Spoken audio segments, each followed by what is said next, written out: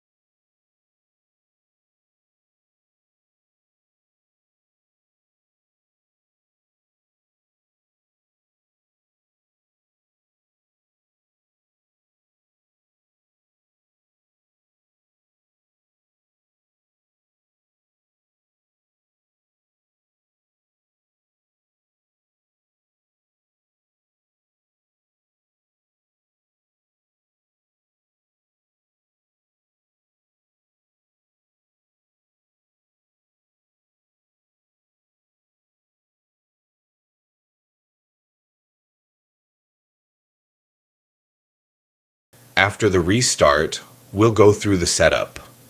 First, choose your region. Next, select your keyboard layout. When asked to connect to the internet, I'll select I don't have internet. From here, I'll continue with limited setup. Enter your name and click Next.